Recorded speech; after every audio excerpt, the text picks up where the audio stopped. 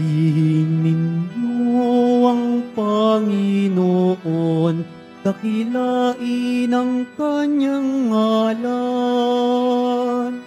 Purihin siya ay awitan, at papurihan magpakailanman. Purihin siya ay awitan, at papurihan magpakailanman. Sa ngalan ng Ama at ng Anak at ng Espiritu Santo. Amen.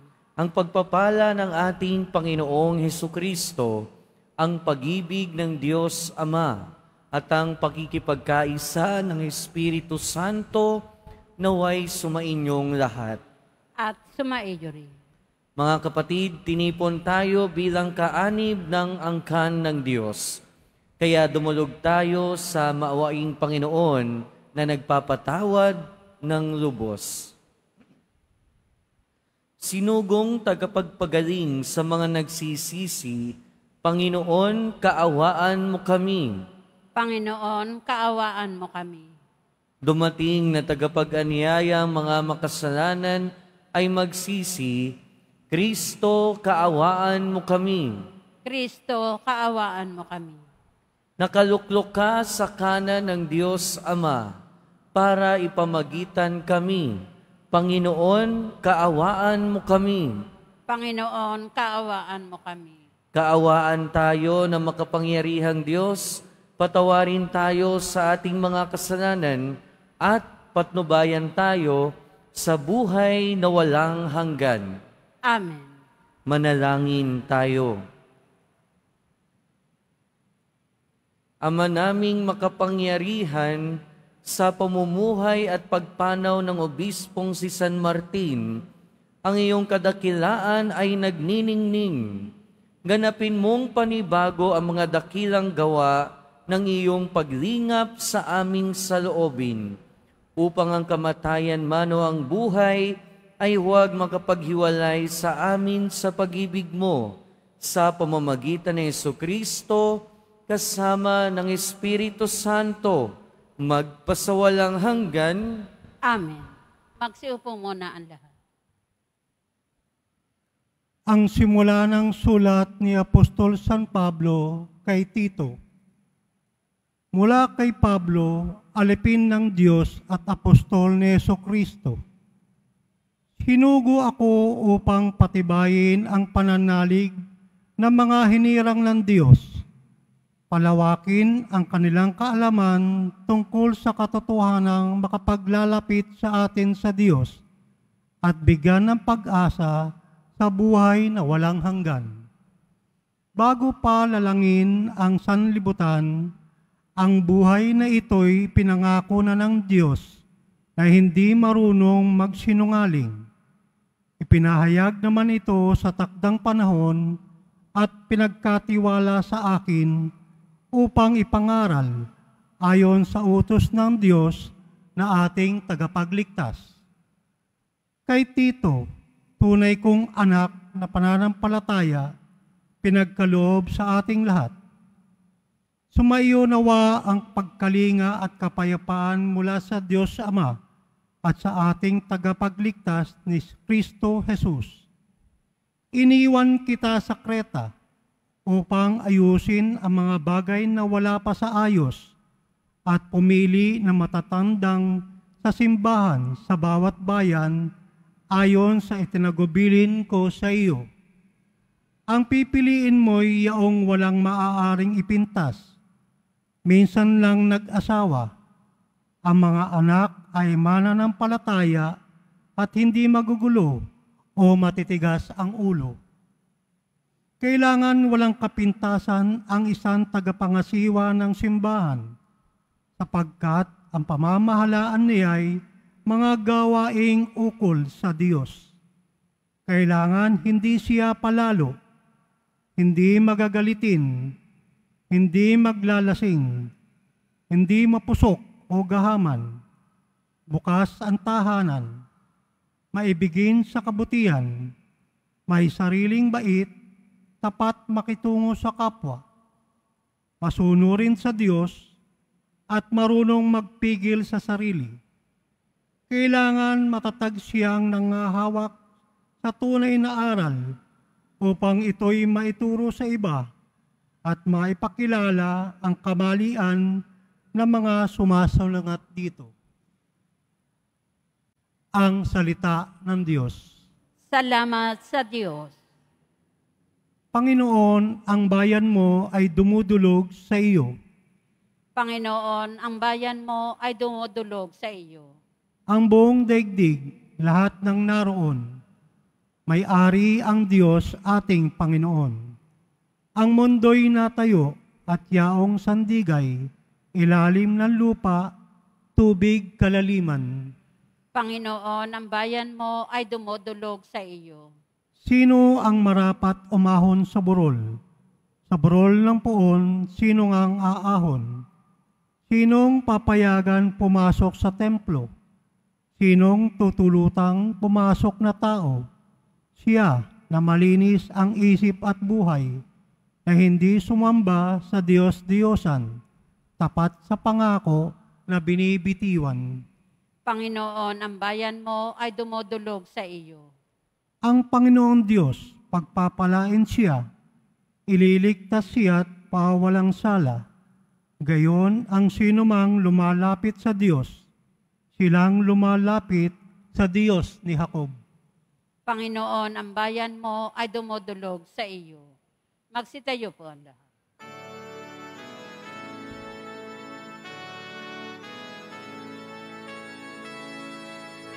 Hallelujah, Hallelujah,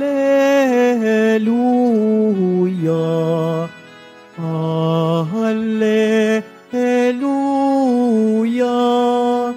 Hallelujah.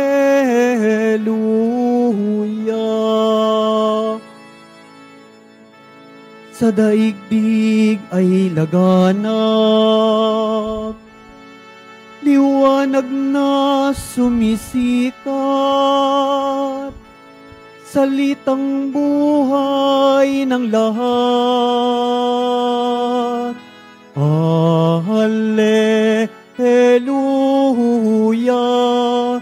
Hallelujah, Hallelujah, Hallelujah.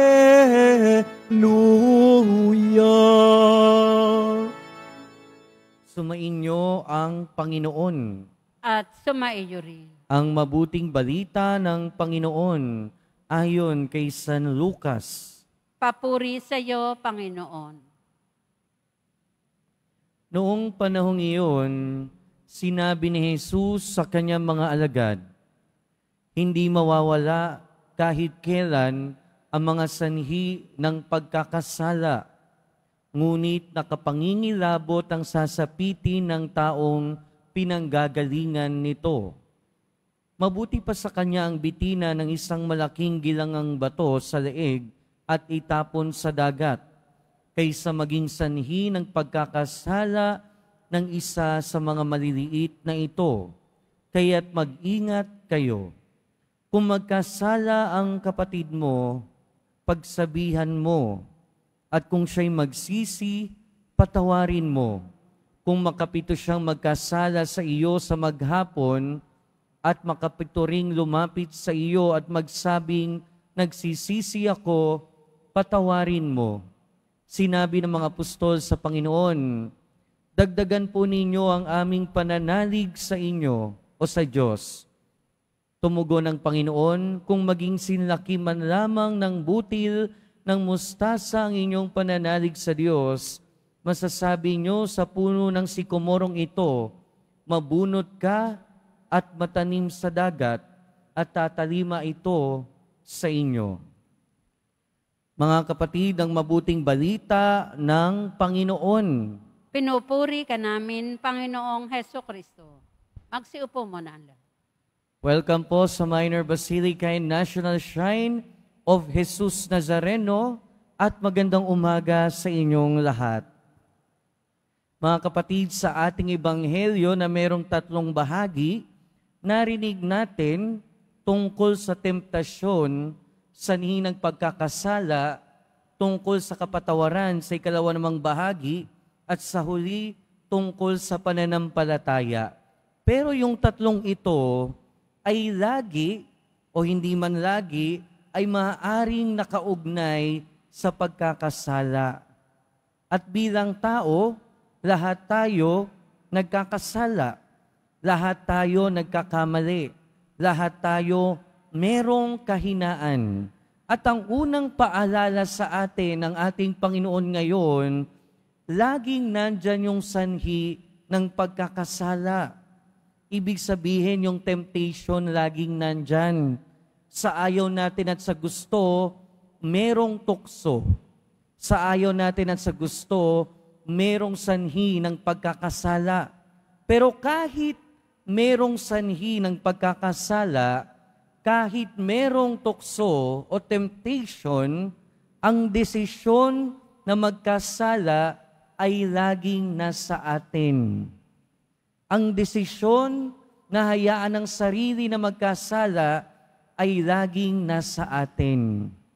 Pero kahit na tayo ay nagkakasala, tayo ay pinapatawad, ang mas masakit na pwedeng mangyari ay yung tayo, yung pinanggagalingan nung pagkakasala. Kaya nga sabi ng ating Panginoon na kahit hindi mawawala, kahit kailan ang pagkakasala, nakapangingilabot ang sasapitin ng taong pinanggagalingan nun. Sa ating unang pagbasa, narinig natin yung sulat ni Apostol San Pablo kay Tito. At sinasabi doon ang pagpili ng leader na dapat tamang halimbawa. Sa ating buhay bilang Kristiyano, kung nais nating mapabuti, kailangan natin ng mabuting halimbawa sa ating buhay. At ang paalala sa atin sa ating unang pagbasa, hindi lang sa ating ebanghelyo, sa unang bahagi ng ebanghelyo, hindi lang natin kailangan ng mabuting halimbawa para mapabuti tayo. Ang kailangan din, tayo mismo ay yung maging mabuting halimbawa sa ating kapwa. At ang pagiging mabuting halimbawa ay ang pagiging hindi sanhi ng pagkakasala ng iba. Ang pagiging hindi sanhi ng pagkakamali ng iba. Dahil laging nandyan yung tukso. Pero mas masakit, mas pangit naman kung tayo mismo yung nagiging dahilan na magkasala yung ating kapwa. Pero kahit tayo ay nagkakasala, kung tayo man ay maging sanhi ng pagkakasala ng ating kapwa o yung ating kapwa ang maging sanhi ng pagkakasala natin, sa 2 bahagi ng ating ebanghelyo, pinapaalalahanan dito, hanggat may humihingi ng tawad sa atin, patawarin natin. Hanggat tayo ay nagkakamali din, humingi tayo ng tawad, pagpapatawad. Hanggat may nagkakasala, in other words, ang dapat gawin, ang paanyaya sa atin, hanggat may nagkakasala, dapat may magpapatawad. Hanggat may nagkakamali, dapat may nagpapatawad. Pero ang nakakatulong sa atin na magpatawad, ang nakakatulong sa atin na maging hindi sanhi ng pagkakasala, ay walang iba kundi ang ating pananampalataya. At yun yung hinihingi ng mga apostol, ng mga alagad sa ating Panginoon sa 2 bahagi ng ating ebanghelyo. Hindi lahat ng oras madaling iwasan ang tukso. Hindi lahat ng oras din madaling magpatawad. May mga oras na talagang mahirap labanan at takbuhan ang tukso. At maraming oras mahirap magbigay ng pagpapatawad. Kaya nga kailangan natin ng pananampalataya. Sa isang taong nananampalataya ng buong puso sa ating Panginoon, na katulad ng sinabi ng ating Panginoong Jesucristo sa ating Ebanghelyo, kahit kasing laki man lamang ng butil ng mustasa, ang pananampalatayang ito ay makakatulong sa atin sa maraming bagay. At kasama na doon ang hindi pagkakasala o ang maging hindi sanhi ng pagkakasala ng iba, ang maging mabuting halimbawa, ibig sabihin, at ang magpatawad sa mga nagkakasala sa atin. Amen. Magsitayo po ang lahat.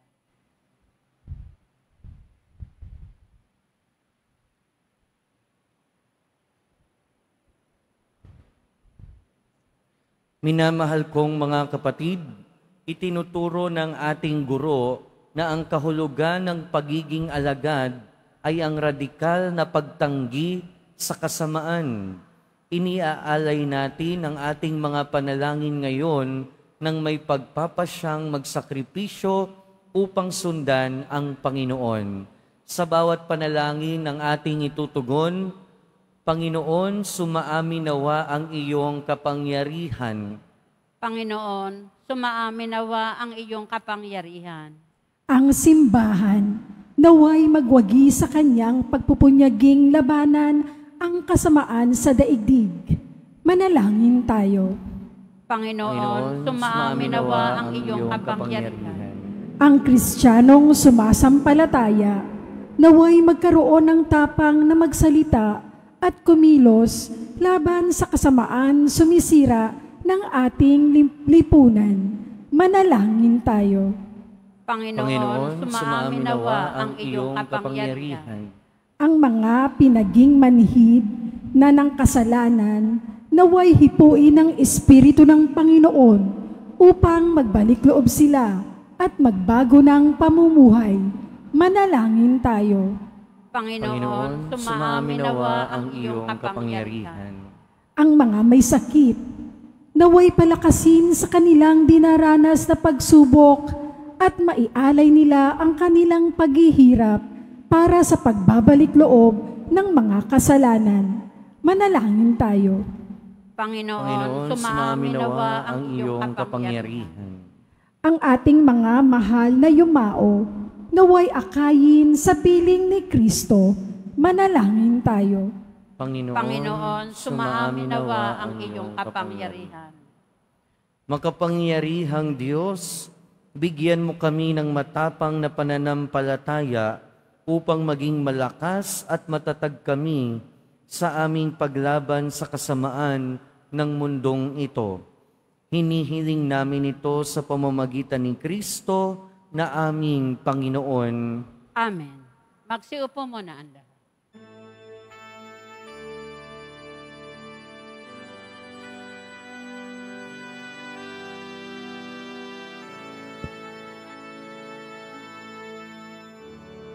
Aming alay sa iyo, Panginoon. Ang tinapay at alak na iyong kaloob upang gunitain ang iyong buhay na inialay nang tayo'y mag-iwang bilang isang sambayanan.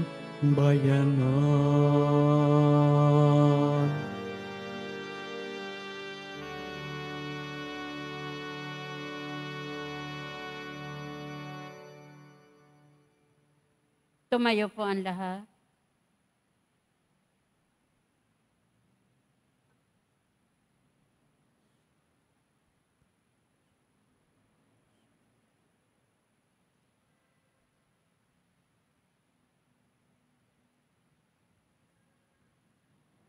Manalangin kayo mga kapatid upang ang paghahain natin ay kalugdan ng Diyos amang makapangyarihan. Tanggapin nawa ng Panginoon itong paghahain sa iyong mga kamay, sa kapurihan niya at karangalan, sa ating kapakinabangan at sa buong sambayanan niyang banal.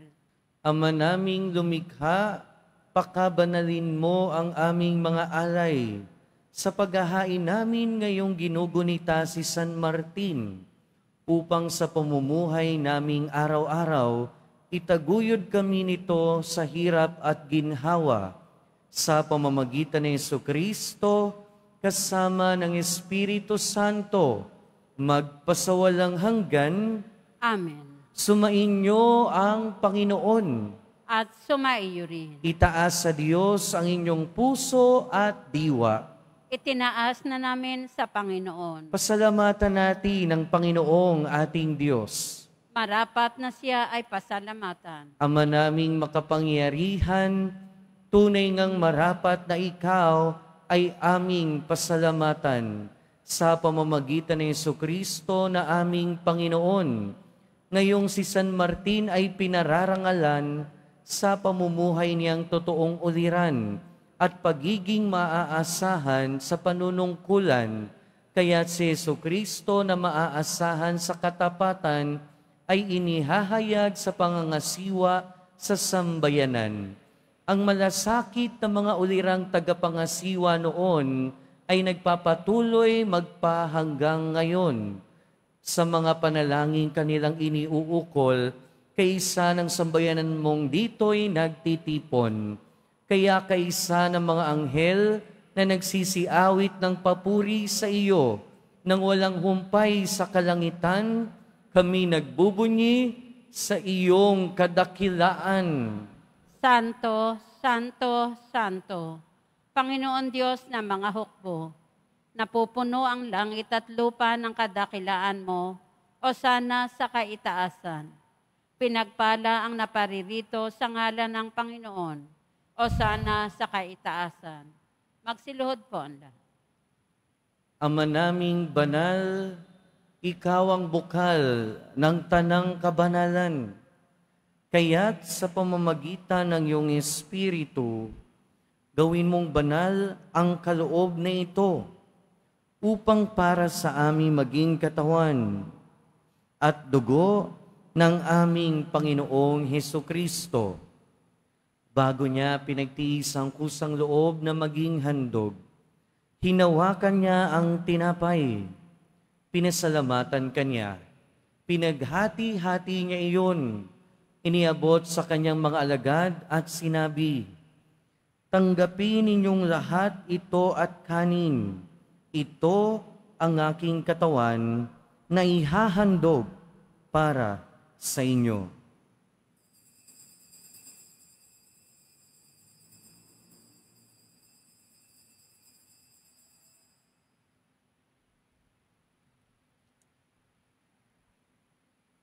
Gayon din naman noong matapos ang hapunan, hinawakan niya ang kalis, muli kanyang pinasalamatan.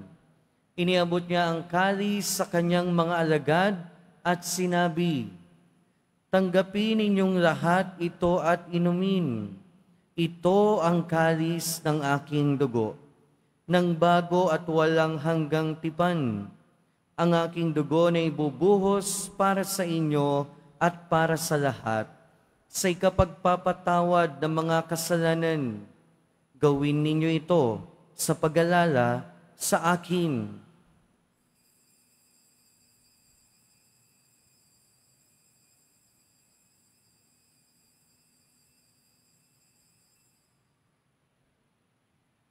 Tumayo po ang lahat.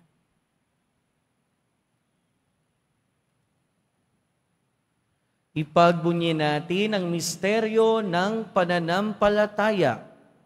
Si Kristo'y namatay, si Kristo'y nabuhay, si Kristo'y babalik sa wakas ng panahon. Ama, ginagawa namin ngayon ang pag-alala sa pagkamatay at muling pagkabuhay ng iyong anak. Kaya tiniaalay namin sa iyo ang tinapay na nagbibigay buhay at ang kalis na nagkakaloob ng kaligtasan. Kami nagpapasalamat dahil kami iyong minarapat na tumayo sa harap mo para maglingkod sa iyo. Isinasamo namin kaming magsasalo-salo sa katawan at dugo ni Kristo ay mabuklod sa pagkakaisa sa pamamagitan ng Espiritu Santo. Ama, lingapin mo ang iyong simbahang laganap sa buong daigdig. Puspusin mo kami sa pag-ibig kaysa ni Francisco na aming Santo Papa at ni Jose na aming Obispo at ng Tanang Kaparian. Alalahanin mo rin ang mga kapatid naming nahimlay nang may pag-asang sila'y muling mabubuhay, gayon din ang lahat ng mga pumanaw. Kaawaan mo sila at patuloyin sa iyong kaliwanagan. Kaawaan mo at pagindapating kaming lahat na makasalo sa iyong buhay na walang wakas. Kaysa ng mahal na Birheng Maria na Ina ng Diyos, ng kabiyak ng puso niya si San Jose, kaysa ng mga apostol, ni San Juan Bautista, San Martin, at ng lahat ng mga banal na namuhay dito sa daigdig ng kalugod-lugod sa iyo, maipagdiwang nawa namin ang pagpupuri sa ikararangal mo sa pamamagitan ng iyong anak na aming Panginoong Hesukristo. Sa pamamagitan ni Kristo, kasama niya at sa Kanya, ang lahat ng parangal at papuri ay sa iyo, Diyos amang makapangyarihan, kasama ng Espiritu Santo, magpasawalang hanggan. Amen. Sa tagubilin ng mga nakagagaling na utos at turo ni Jesus na Panginoon natin at Diyos, ipahayag natin ng lakas loob. Ama namin, Sumasalangit ka, sambahin ang ngalan mo, mapasa amin ang kaharian mo, sundin ang loob mo dito sa lupa para ng sa langit. Bigyan mo kami ngayon ng aming kakanin sa araw-araw, at patawarin mo kami sa aming mga sala, para ng pagpapatawad namin sa nagkakasala sa amin. At huwag mo kaming ipahintulot sa tukso, at iadya mo kami sa lahat ng masama. Hinihiling namin kami adya sa lahat ng masama, pagkalooban ng kapayapaan araw-araw, iligtas sa kasalanan at ilayo sa lahat ng kapahamakan. Samantalang aming pinananabikan ang dakilang araw ng pagpapahayag ng tagapagligtas namin si Hesukristo. Sapagkat iyo ang kaharian at ang kapangyarihan at ang kapurihan magpakailanman. Amen. Panginoong Hesukristo, sinabi mo sa iyong mga apostol, kapayapaan ang iniiwan ko sa inyo. Ang aking kapayapaan ang ibinibigay ko sa inyo. Tunghayan mo ang aming pananampalataya at huwag ang aming pagkakasala.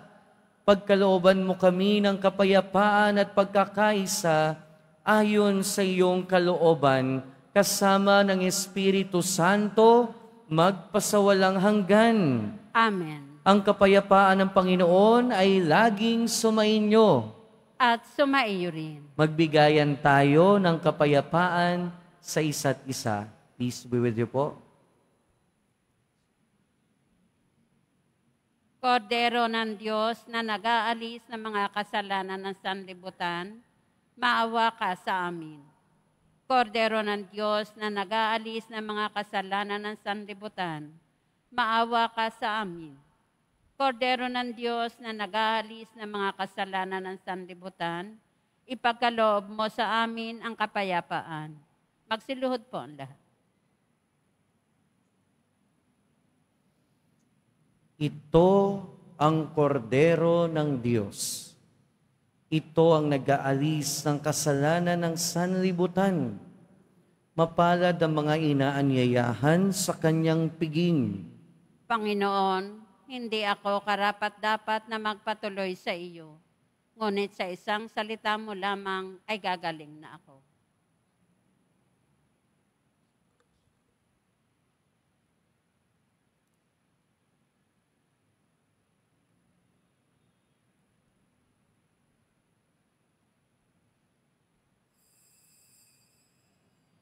Para sa lahat ng tatanggap ng banal na komunyon, Sasagot po tayo ng amen pagkasabi ng pari o ng lay minister ng katawan ni Kristo.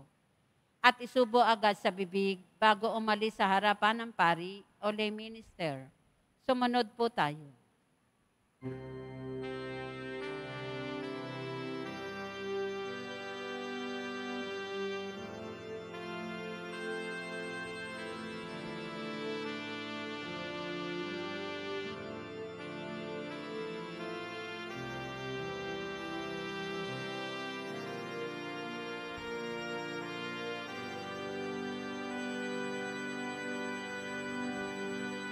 Sa puso kong umiibig, walang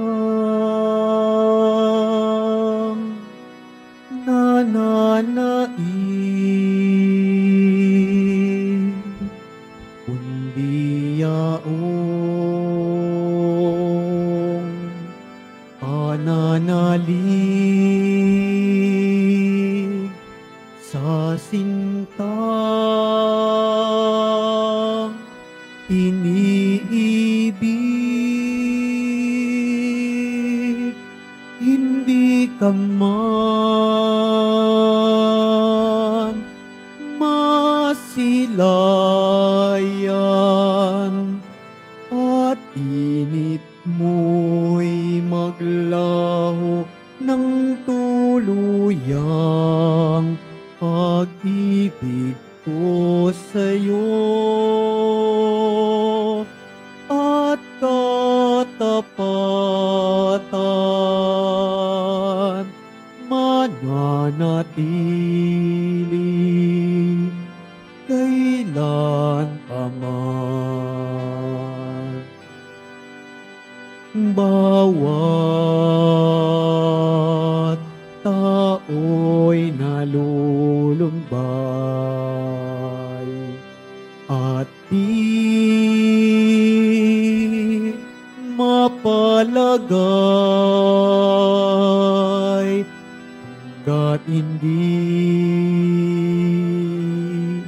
nahihimlay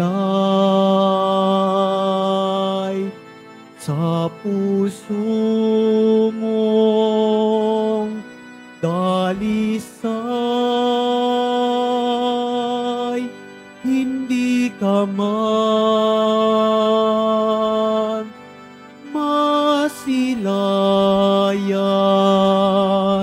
at init mo'y maglaho ng tuluyang pag-ibig ko sa'yo at katapatan mananatili kailan pa man.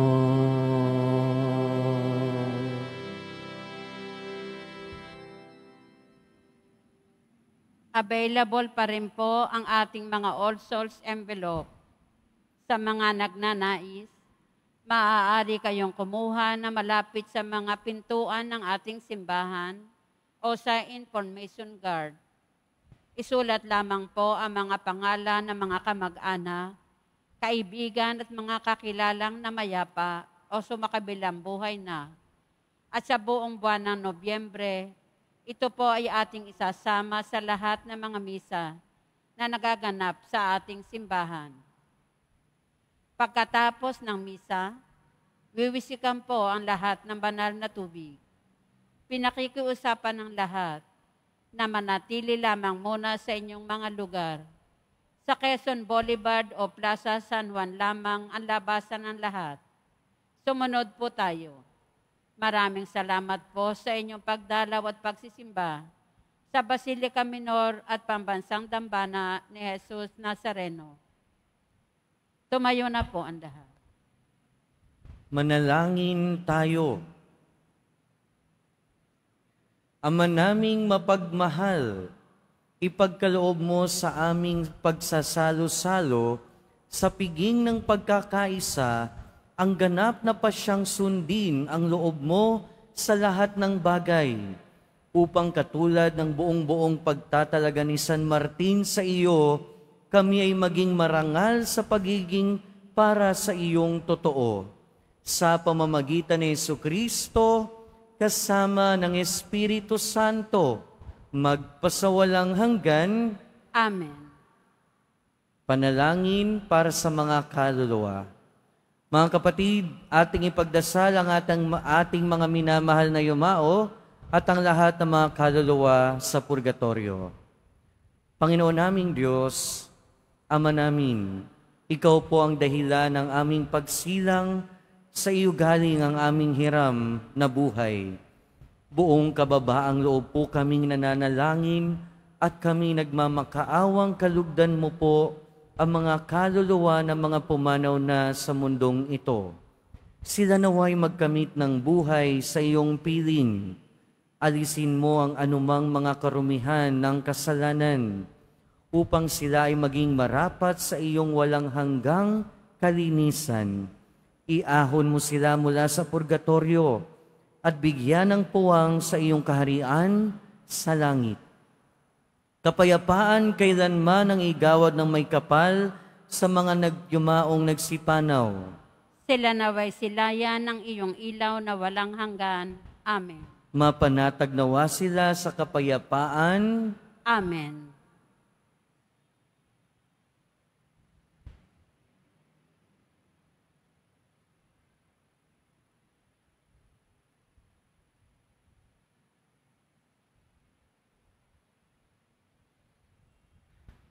Sumainyo ang Panginoon.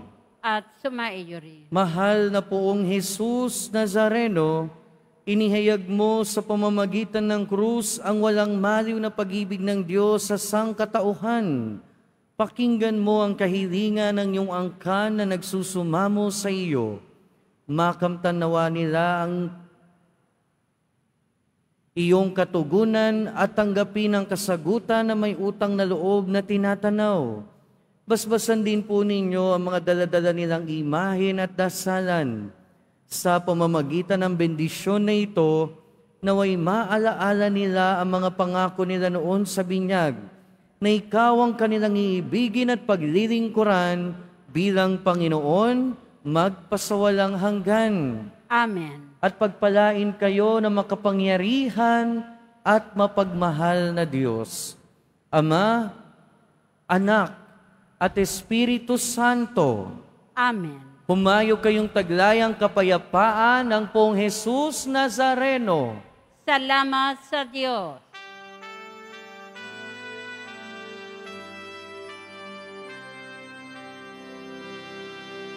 Nuestro Padre Jesus Nazareno, sinasamba ka namin,